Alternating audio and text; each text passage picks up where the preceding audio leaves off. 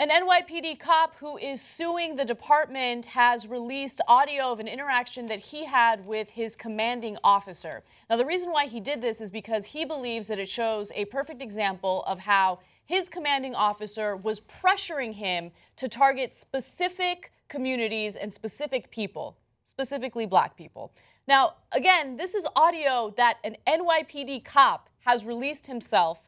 And I want you guys to take a listen to it. But before we do so, let me give you some more context into the lawsuit. So in January, Michael Birch is the name of the cop who's filing the lawsuit, filed a lawsuit against the city and several individual NYPD officials, alleging that he was retaliated against for speaking out about what he calls an illegal quota system.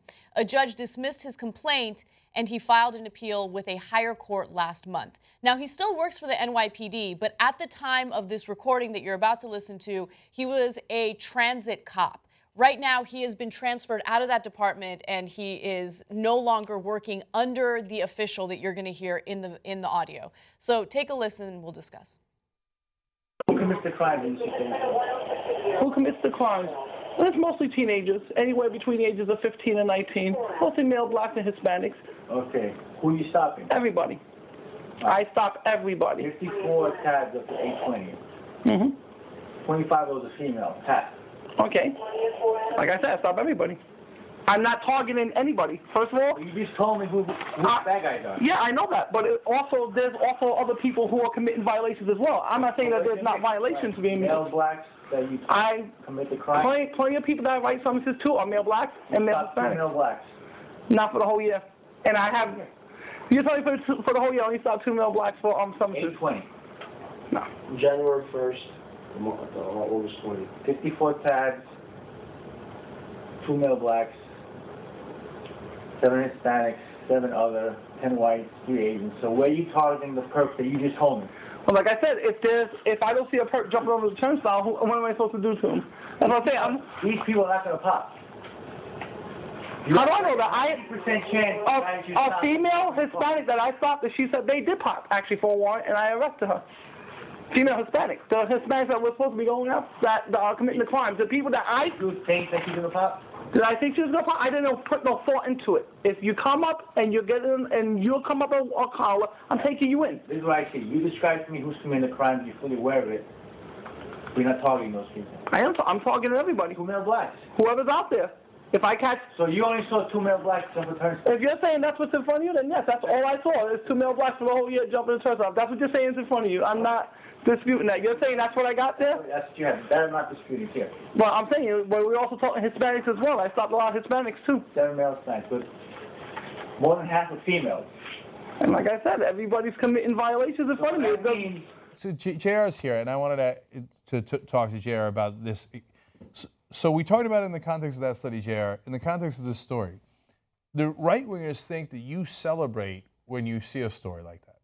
But what's your, instead of having them or me put words in your mouth, like when you hear this story of how he's saying, go get me black males, what do you think? Well, it's confirmation, because obviously the largest portion of the frustration comes from telling your story over and over and over again. Your parents telling their story from back in the day, your grandparents telling their story from back in the day, and it's been this long and it still hasn't been believed. And the only reason we need other people to believe it, again, it goes back to who has control over how to change things. So the bottom line, you want stuff changed. You want to stop being harassed. So when you tell your story, I mean, it's why there's frustrations with women on a large scale who end up in situations of rape, and then they don't tell their stories because they've told their stories before and we just simply don't believe them in many cases, right? So then when you finally have a chance where there's proof out there, you go, you see? And it sounds like you're celebrating, but you kind of are like, maybe now we can get somewhere. Maybe now we can make some progress and move on and change what it is, because apparently you needed me to prove it to you. People were frustrated when Philando Castile's girlfriend filmed the murder. And they said, how could she be so calm? So which way is it going to be? He thought it was unreal that she was that calm to film it. The reason she filmed it is because she's seen this movie many times, and she's tired of seeing it. She goes, this is the only way anyone's going to believe my story, because I know who I am, I know what the reaction usually is. So if she's calm about it, then she gets criticism. If she freaked out and reached for her daughter and said, oh my God, I can't believe you just shot him and reached for even her mortally wounded boyfriend, she'd be dead right now. Yeah. Because she moved too fast. And Too fast. And e- people would say, even if she filmed that, her freaking out and getting shot, be like, why didn't she stay calm? The police officer obviously told her to stay calm. No matter what you do, you're wrong. And they would have called her an angry black person if she'd freaked out. She doesn't freak out, and she's overly calm. There's no winning. Like, so again, segregation, lynching, etc. And I say that not because that's what's happening now. Just calm down for a second, right? But then they would turn around and go, angry black man. Well, if I was being lynched and I was being segregated, and I couldn't drink from the same water fountains, and I couldn't go to the same, my kids couldn't go to the good schools, etc. I'd have been angry. Wouldn't you be angry, right?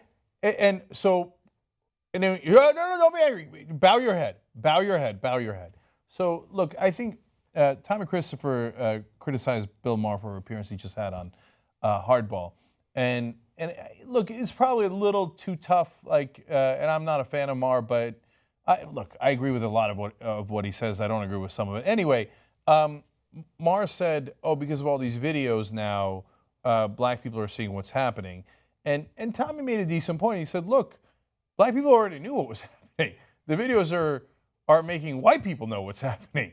So that part of his article I really liked. Mm-hmm. And so so it reminded me of the civil rights movement, because it's not like black people knew that they wouldn't get hit over the head with a baton in Alabama if they did something that white people didn't approve of. Mm-hmm. They already knew that. Mm-hmm. The reason they did the civil rights movement is that so they can go on TV so that white people could find out, right? And go, oh, ooh, that's uncomfortable.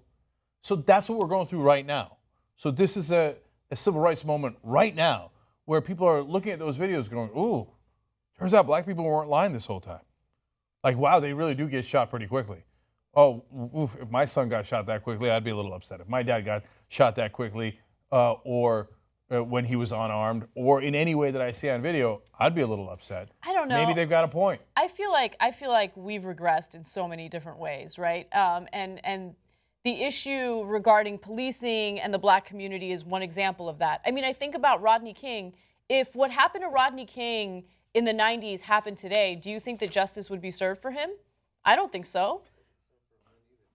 I mean, it wasn't, but I mean, at least there was like real outcry and outrage over it. I feel like if that were to happen now, there'd be even less justice, right? There'd be more people demonizing him, like as if he's a terrible criminal. He deserved it. What did he do to deserve it? You see what I'm saying? Like, we now just immediately jump to calling everyone thugs, calling everyone, the bad guys and the threat.